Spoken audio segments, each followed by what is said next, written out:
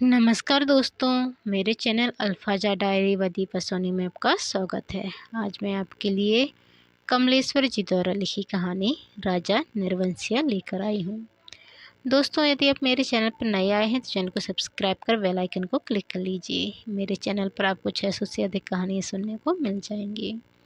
चलिए शुरू करते हैं आज की कहानी राजा निर्वंशिया। एक राजा निर्वंशिया थे। माँ कहानी सुनाया करती थी।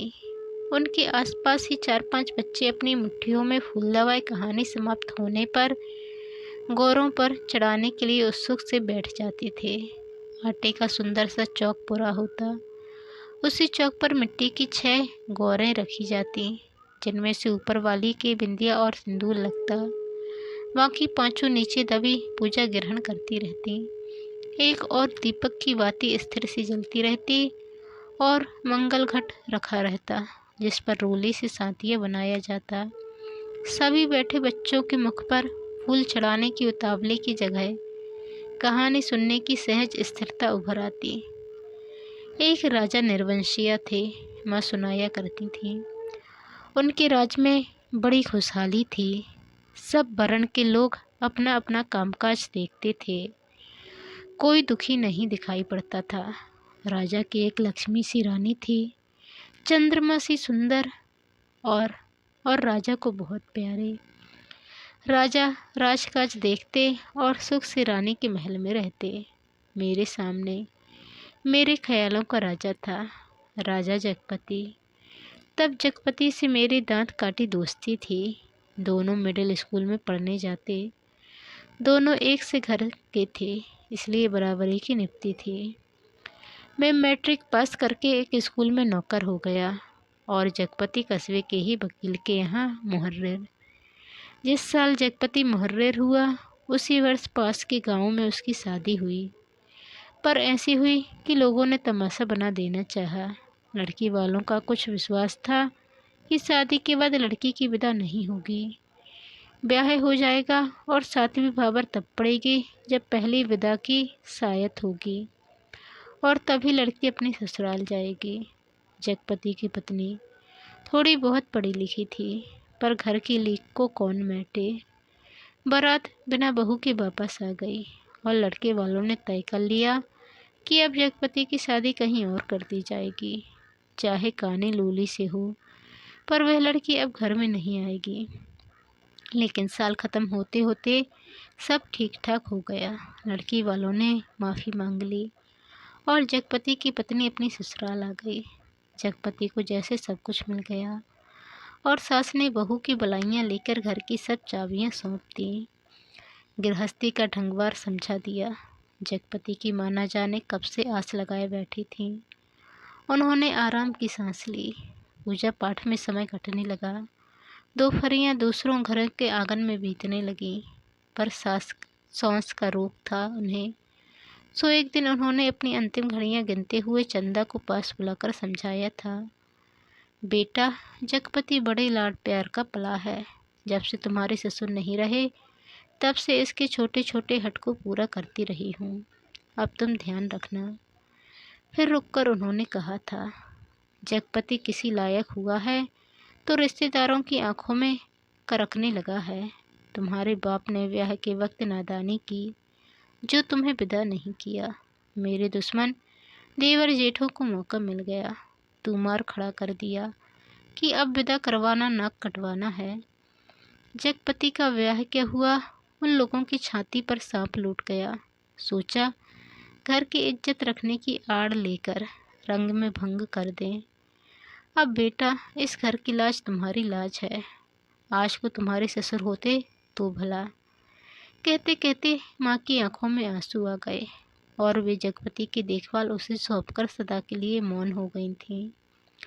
एक अरमान उनके साथ ही चला गया कि जगपति की संतान को 4 बरस इंतजार करने के बाद भी वे गोद में न खिला पाई। और चंदा ने मन में सब्र कर लिया था, यही सोचकर कि कुल देवता का अंश तो उसे जीवन भर पूजने को मिल गया था। घर में चारों तरफ जैसे उदारता बिखरी रहती, अपनापन बरसता रहता। उसे लगता जैसे घर की अंधेरी एकांत कोठरियों में यह शांत शीतलता है जो उसे भरमा लेती है। घर की सब कुड़ियों की खनक उसे कानों में बस गई थी, हर दरवाजे की चरमराहट पहचान गई थी। एक रोज राजा आखेट को गए, माँ सुनाती थी। राजा आखेट को जाते थे तो 7वें रोज जरूर महल में लौट आते थे, पर उस दफ़ा जब गए तो 7वां दिन निकल गया पर राजा नहीं लौटे। रानी को बड़ी चिंता हुई। रानी एक मंत्री को साथ लेकर खोज में निकली और इसी बीच जगपति की रिश्तेदारी की एक शादी में जाना पड़ा। उसके दूसरे रिश्ते के भाई दयाराम की शादी की। कह गया था कि 10वें दिन जरूर वापस आ जाएगा, पर छठे दिन ही खबर मिली कि बारात घर लौटने पर दयाराम के घर डांका पड़ गया। किसी मुखबिर ने सारी खबरें पहुंचा दी थी कि लड़की वालों ने दयाराम का घर सोने चांदी से पाट दिया है। आखिर पुश्तैनी जमींदार की इकलौती लड़की थी। घर और मेहमान लगभग विदा हो चुके थे। दूसरे रोज जगपति भी चलने वाला था, पर उसी रात डांका पड़ा। जवान आदमी भला खून मानता है। डाके वालों ने जब बंदूकें चलाई तो सबकी खिक्की बंद गई, पर जगपति और दयाराम ने छाती ठोंक कर लाठियां उठा लीं। घर में कोहराम मच गया, फिर सन्नाटा छा गया। डाके वाले बराबर गोलियां दाग रहे थे। बाहर का दरवाज़ा टूट चुका था, पर जगपति ने हिम्मत बढ़ाते हुए हाँक लगाई। ये हवाई बंदूकें इन तेल पिलाई लाठियों का मुकाबला नहीं कर पाएंगी जवानों। पर दरवाजे तड़तड़ टूटते रहे और अंत में एक गोली जगपति की जांघ को पार करती निकल गई, दूसरी उसकी जांघ के ऊपर कूल्हे में समा कर रह गई। चंदा रोती कलपती और मनौतियाँ मानती जब वहाँ पहुँची तो जगपति अस्पताल में था। दयाराम के थोड़ी चोट आई थी, उसे अस्पताल से छुट्टी मिल गई थी। जगपति की देखभाल के लिए वहीं अस्पताल में मरीजों के रिश्तेदारों के लिए जो कोठरियाँ बनी थीं उन्हीं में चंदा को रुकना पड़ा। कस्बे के अस्पताल से दयाराम का गांव 4 कोस पड़ता था। दूसरे तीसरे वहां से आदमी आते जाते रहते, जिस सामान की ज़रूरत होती पहुंचा जाते। पर धीरे धीरे उन लोगों ने भी खबर लेना छोड़ दिया। एक दिन में ठीक होने वाला घाव तो था नहीं। जांघ की हड्डी चटक गई थी और कूल्हे में ऑपरेशन से 6 इंच गहरा घाव था। कस्बे का अस्पताल था, कंपाउंडर ही मरीजों की देखभाल रखते। बड़ा डॉक्टर तो नाम के लिए था या कस्बे के बड़े आदमियों के लिए। छोटे लोगों के लिए तो कंपाउंडर साहब ईश्वर के अवतार थे। मरीजों की देखभाल करने वाले रिश्तेदारों के खाने पीने की मुश्किलों से लेकर मरीज की नब्ज तक संभालते थे। छोटी सी इमारत में अस्पताल आबाद था। रोगियों की सिर्फ 6-7 खाटें थीं। मरीजों के कमरे से लगा दवा बनाने का कमरा था। उसी में एक आराम कुर्सी थी और एक नीची सी मेज। उसी कुर्सी पर बड़ा डॉक्टर आकर कभी कभार बैठता था, नहीं तो बचन से कंपाउंडर ही जमे रहते। अस्पताल में या तो फौजदारी की शहीद आते या गिर गिरा के हाथ पैर तोड़ लेने वाले एक आध लोग। छठे छमा से कोई औरत दिख गई तो दिख गई, जैसे उन्हें कभी रोग घिरता ही नहीं था। कभी कोई बीमार पड़ती तो घर वाले हाल बता के 8-10 रोज की दवा एक साथ ले जाते और फिर उसके जीने मरने की खबर तक न मिलती।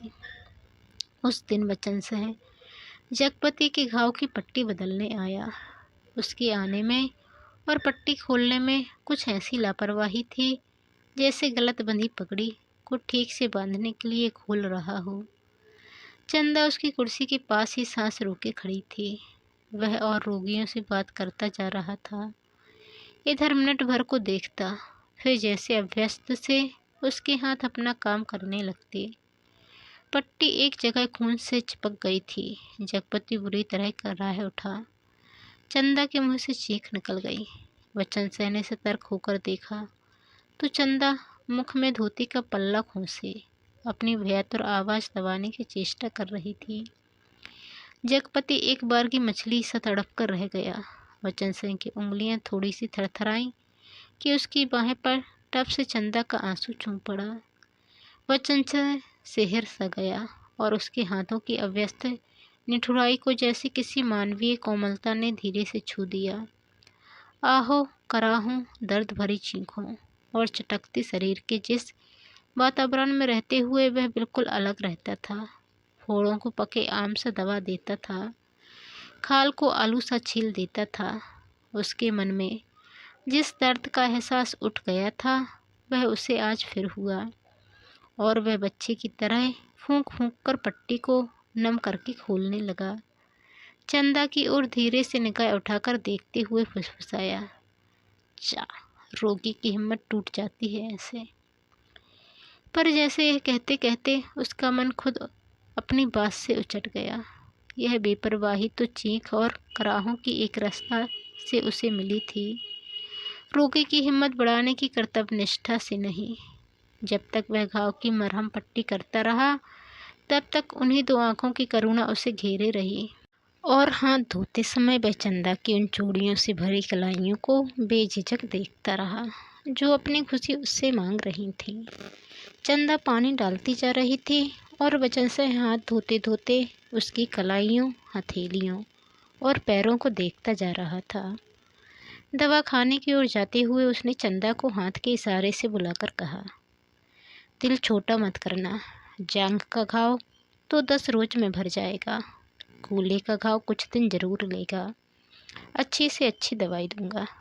दवाइयाँ तो ऐसी हैं कि मुर्दे को चंगा कर दें, पर हमारे अस्पताल में नहीं आती। फिर भी तो किसी दूसरे अस्पताल से नहीं आ सकती वो दवाइयाँ?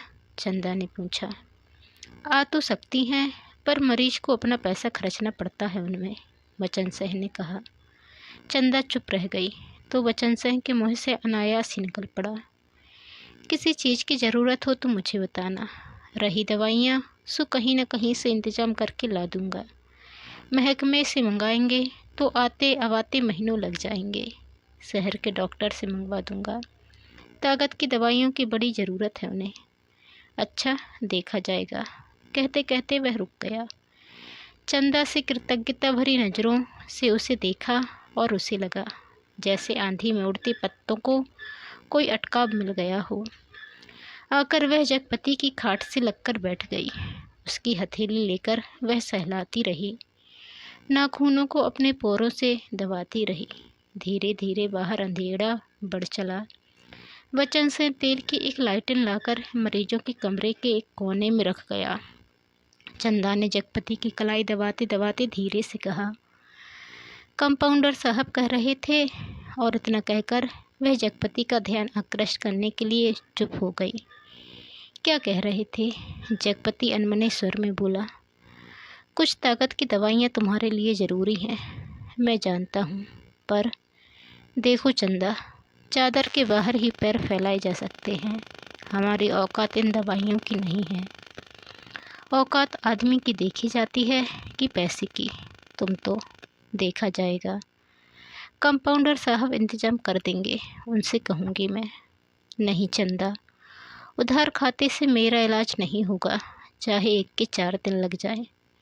इसमें तो तुम नहीं जानती, कर्ज कोड़ का रोग होता है, एक बार लगने से तन को गलता ही है, मन भी रोगी हो जाता है। लेकिन कहते कहते वह रुक गई। जगपति अपनी बात की टेक रखने के लिए दूसरी ओर मुँह घुमाकर लेटा रहा और तीसरे रोज जगपति के सिरहाने कई ताकत की दवाइयाँ रखी थीं और चंदा की ठहरने वाली कोठरी में उसके लेटने के लिए एक खाट भी पहुंच गई थी।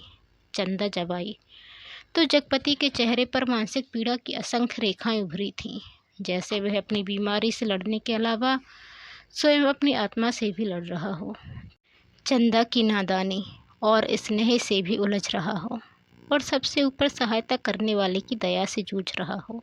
चंदा ने देखा तो यह सब सह न पाई।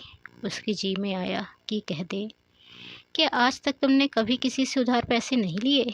पर वह तो खुद तुमने लिए थे और तुम्हें मेरे सामने स्वीकार नहीं करना पड़ा था, इसलिए लेते झिझक नहीं लगी। पर आज मेरे सामने उसे स्वीकार करते तुम्हारा झूठा पौरुष दिल मिलाकर जाग पड़ा है। पर जगपति के मुख पर बिखरी हुई पीड़ा में जिस आदर्श की गहराई थी, वह चंदा के मन में चोर की तरह घुस गई और बड़ी स्वाभाविकता से उसने माथे पर हाथ फेरते हुए कहा, ये दवाइयाँ किसी की मेहरबानी नहीं है। मैंने हाथ का कड़ा बेचने को दे दिया था, उसी से आई हैं। मुझसे पूछा तक नहीं। और जगपति ने कहा, और जैसे खुद मन की कमजोरी को दाब गया। कड़ा बेचने से तो अच्छा था कि बचन सिंह की दया ही उड़ ली जाती, पर उसे हल्का सा पछतावा भी था कि नाहक वह रो में बड़ी बड़ी बातें कह जाता था, ज्ञानियों की तरह सीख दे देता था। और जब चंदा अंधेरा होते उठकर अपने कोठरी में सोने के लिए जाने को हुई तो कहते कहते यह बात दबा गई कि बचन सिंह ने उसके लिए एक खाट का इंतजाम भी कर दिया है। कमरे से निकली तो सीधी कोठरी में गई और हाथ का कड़ा लेकर सीधे दवाखाने की ओर चली गई, जहां बचन सिंह अकेला डॉक्टर की कुर्सी पर आराम से टांगे फैलाए लैंप की पीली रोशनी में लेटा था। जगपति का व्यवहार चंदा को लग गया था, और यह भी कि वह क्यों बचन सिंह का एहसान अभी सिला दिले। पति के लिए जेवर की कितनी औकात है। वह बेधड़क सी दवाखाने में घुस गई। उनकी पहचान के कारण उसे कमरे की मेज कुर्सी और दवाइयों की अलमारी की स्थिति का अनुमान था। वैसे कमरा अंधेरा ही पड़ा था, क्योंकि लैंप की रोशनी केवल अपने व्रत में अधिक प्रकाशवान होकर कोनों के अंधेरे को और भी घनीभूत कर रही थी। बचन सिंह ने चंदा को घुसते ही पहचान लिया। वह उठकर खड़ा हो गया। चंदा ने भीतर कदम तो रख लिया, पर सहसा सहम गई, जैसे वह किसी अंधेरे कुएं में अपने आप कूद पड़ी हो। ऐसा कुआं जो निरंतर पतला होता गया है और जिसमें पानी की गहराई पाताल की परतों तक चली गई हो, जिसमें पड़कर वह नीचे धंसती चली जा रही हो। नीचे अंधेरा, एकांत, घुटन, पाप। वचन से अवाक ताकता रह गया और चंदा ऐसे वापस लौट पड़ी जैसे किसी काले पिशाच के पंजों से मुक्ति मिली हो। वचन सिंह के सामने क्षण भर में सारी परिस्थिति कौंध गई और उसने वहीं से बहुत संयत आवाज में जवान को दबाते हुए जैसे वायु में स्पष्ट ध्वनित कर दिया, चंदा। वह आवाज़ इतनी बेआवाज थी और निरर्थक होते हुए भी इतनी सार्थक थी कि उस खामोशी में अर्थ भर गया। चंदा रुक गई। बचन से उसके पास जाकर रुक गया। सामने का घना पेड़ स्तब्ध खड़ा था। उसकी काली परछाई की परिधि जैसे एक बार फैलकर उन्हें अपने व्रत में समेट लेती और दूसरे ही क्षण मुक्त कर देती। दवाखाने का लैंप सहसा भभक कर रुक गया और मरीजों के कमरे से एक कराहे की आवाज़ दूर मैदान के छोर तक जाकर डूब गई। चंदा ने वैसे ही नीचे ताकते हुए अपने को संयत करते हुए कहा, यह कड़ा तुम्हें देने आई थी, तो वापस क्यों चली जा रही थी? चंदा चुप। और 2 क्षण रुककर उसने अपने हाथ का सोने का कड़ा धीरे से उसकी ओर बढ़ा दिया, जैसे देने का साहस न होते हुए भी यह काम आवश्यक था। बचन सिंह ने उसकी सारी काया को एक बार देखते हुए अपनी आंखें उसके सिर पर जमा दी। उसके ऊपर पड़े कपड़े के पार नरम चिकनाई से भरे लंबे लंबे बाल थे, जिनकी भाप सी महक फैलती जा रही थी। वह धीरे धीरे से बोला, लाओ। चंदा ने कड़ा उसकी ओर बढ़ा दिया। कड़ा हाथ में लेकर वह बोला, सुनो। चंदा ने प्रश्न भरी नजरें उसकी ओर उठा दी। उनमें झांकते हुए अपने हाथ से उसकी कलाई पकड़ते हुए उसने वह कड़ा उसकी कलाई में पहना दिया। चंदा चुपचाप कोठरी की ओर चल दी और वचन से दवाखाने की ओर।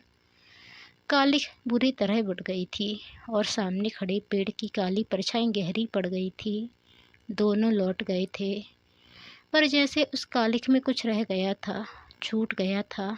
दवाखाने का लैंप जो जलते जलते एक बार भटका था, उसमें तेल न रह जाने के कारण बत्ती किलो बीच से फट गई थी।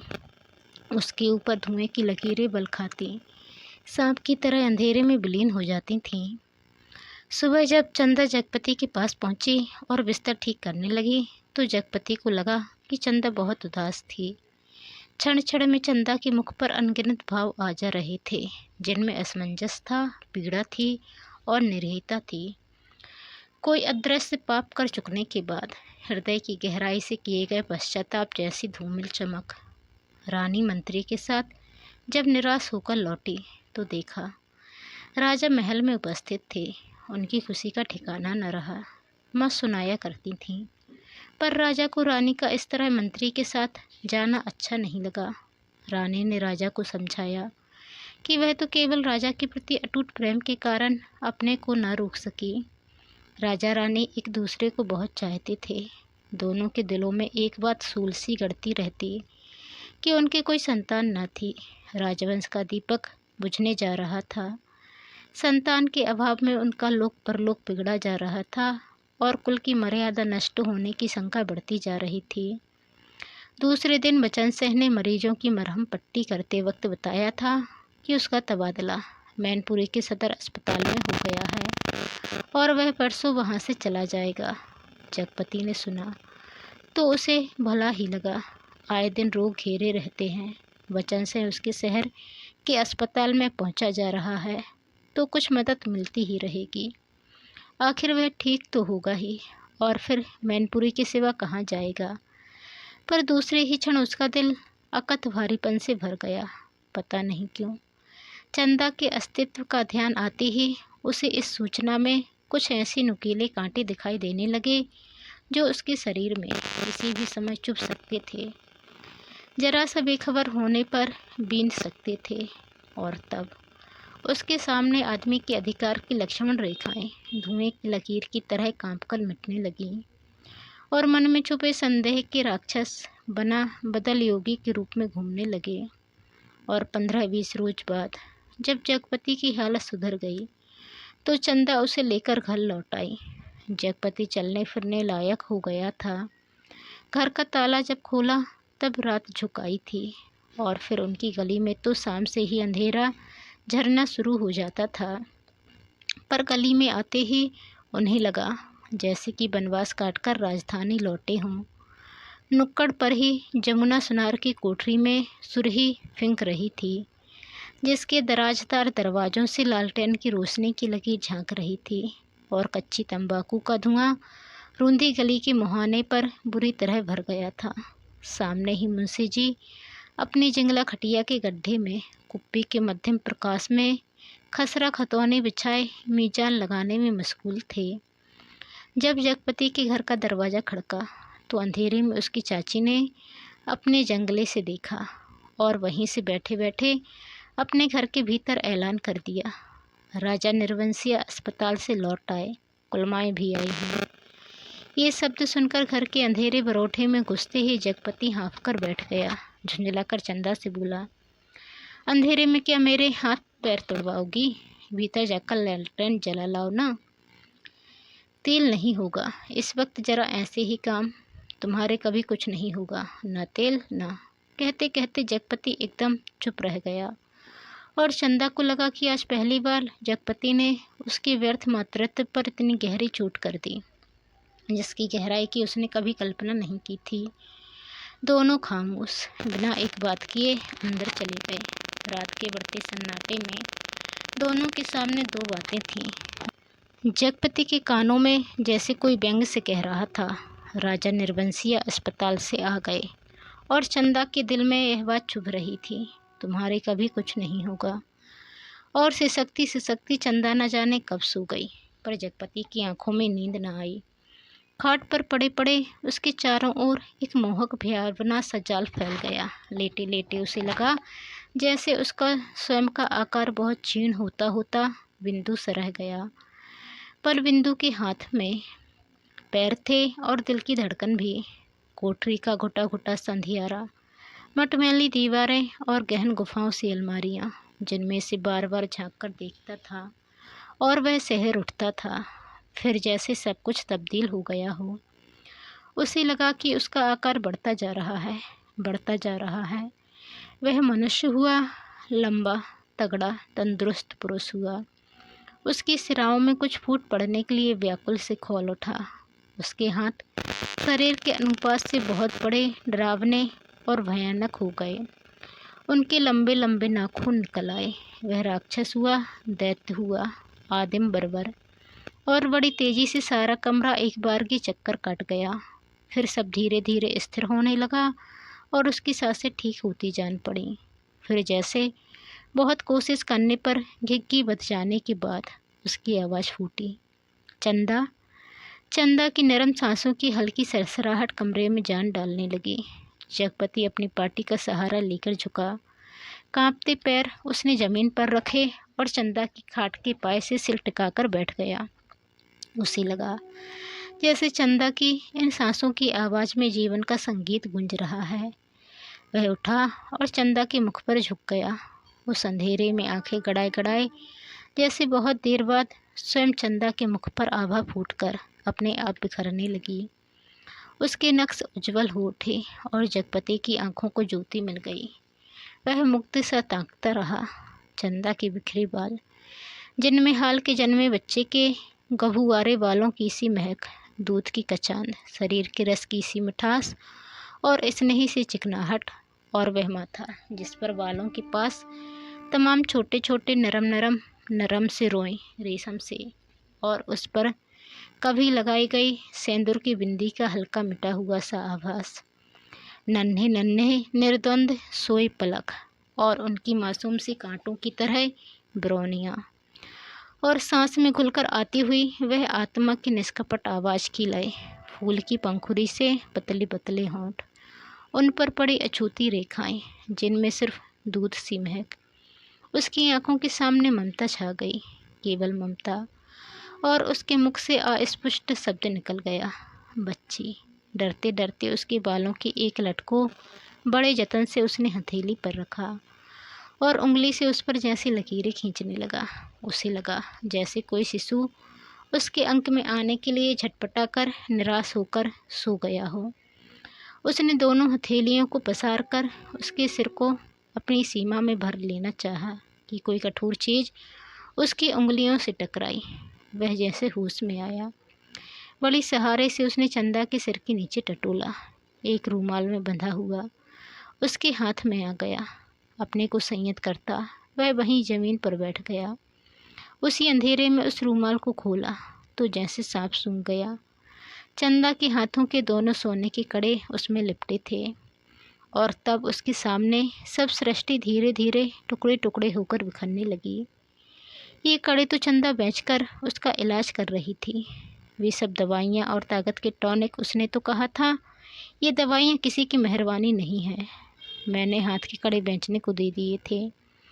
पर उसका गला बुरी तरह सूख गया, जवान जैसे तालू से चिपक कर रह गई। उसने चाहा कि चंदा को झकझोर कर उठाए, पर शरीर की शक्ति वह सी गई थी। रक्त पानी सा हो गया था। थोड़ा संयत हुआ। उसने वे कड़े उसी रूमाल में लपेटकर उसकी खाट के कोने पर रख दिए और बड़ी मुश्किल से अपनी खाट की पाटी पकड़कर लुढ़क गया। चंदा झूठ बोली, पर क्यों? कड़े आज तक छुपाए रही। उसने इतना बड़ा दुराव क्यों किया? आखिर क्यों? किस लिए? और जगपति का दिल भारी हो गया। उसे फिर लगा कि उसका शरीर सिमटता जा रहा है और वह एक सीख का बना ढांचा रह गया, नितांत हल्का, तिनके सा, हवा में उड़कर भटकने वाले तिनके सा। उस रात के बाद रोज़ जगपति सोचता रहा कि चंदा से कड़े मांगकर बेच ले और कोई छोटा मोटा कारोबार ही शुरू कर दे, क्योंकि नौकरी छूट चुकी थी। इतने दिन की गैरहाजिरी के बाद वकील साहब ने दूसरा मुहर्रिर रख लिया था। वह रोज़ यही सोचता, पर जब चंदा सामने आती तो न जाने कैसी असहाय सी उसकी अवस्था हो जाती। उसे लगता जैसे कड़े मांगकर वह चंदा से पत्नीत्व का पद भी छीन लेगा। मातृत्व तो भगवान ने छीन ही लिया। वह सोचता आखिर चंदा क्या रह जाएगी। एक स्त्री से यदि पत्नीत्व और मातृत्व छीन लिया गया तो उसके जीवन की सार्थकता ही क्या? चंदा के साथ वह यह अन्याय कैसे करे? उससे दूसरी आँख की रोशनी कैसे मांग ले? फिर तो वह नितांत अंधी हो जाएगी। और उन कड़ों को मांगने के पीछे जिस इतिहास की आत्मा नंगी हो जाएगी, कैसे वह उस लज्जा को स्वयं ही उधार कर ढांपेगा? और वह उन्हीं ख्यालों में डूबा सुबह से शाम तक इधर उधर काम की टोह में घूमता रहता। किसी से उधार ले लेता, पर किस सम्मति पर? क्या है उसके पास जिसके आधार पर कोई उसे कुछ देगा? और मोहल्ले के लोग जो एक एक पाई पर जान देते हैं, कोई चीज़ खरीदते वक्त भाव में एक एक पैसा कम मिलने पर मीलों पैदल जाकर एक पैसा बचाते हैं। एक एक पैसे की मसाले की पुड़ियाँ बंधवा कर 11 मतरवा पैसों का हिसाब जोड़कर एक आध पैसा उधार कर मिन्नतें करते सौदा घर लाते हैं। गली में कोई खोंचे वाला फंस गया तो 2 पैसे की चीज़ को लड़ झगड़ कर 4 दाने ज़्यादा पाने की नीयत से 2 जगह बंधवाते हैं। भाव के जरा से फ़र्क पर घंटों बहस करते हैं।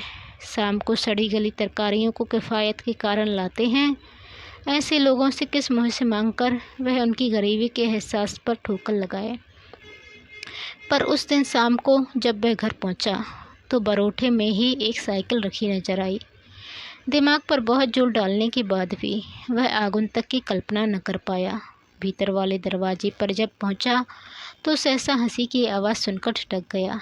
उस हंसी में एक अजीब सा उन्माद था और उसके बाद चंदा का स्वर, अब आते ही होंगे, बैठिए न 2 मिनट और अपनी आँख से देख लीजिए और उन्हें समझाते जाइए कि अभी तंदुरुस्ती इस लायक नहीं जो दिन दिन भर घूमना बर्दाश्त कर सके। हाँ भाई, कमज़ोरी इतनी जल्दी नहीं मिट सकती, ख्याल नहीं करेंगे तो नुकसान उठाएंगे। कोई पुरुष स्वर था सा यह है। जगपति असमंजस में पड़ गया। वह एकदम भीतर घुस जाए इसमें क्या हर्ज है, पर जब उसने पैर उठाए तो वे बाहर जा रहे थे। बाहर बरोठे में साइकिल को पकड़ते ही उसे सूझ आई। वहीं से जैसे अनजान बनता बड़े प्रयत्न से आवाज़ को खोलता चिल्लाया, अरे चंदा, यह साइकिल किसकी है? कौन मेहरबान? चंदा उसकी आवाज़ सुनकर कमरे से बाहर निकलकर जैसे खुशखबरी सुना रही थी। अपने कंपाउंडर साहब आए हैं, खोजते खोजते आज घर का पता पाए हैं, तुम्हारे इंतज़ार में बैठे हैं। तो दोस्तों, इससे आगे की कहानी अगली पार्ट में। धन्यवाद। जय हिंद। यदि चैनल पर नए आए हैं तो चैनल को ज़रूर सब्सक्राइब कीजिए। धन्यवाद।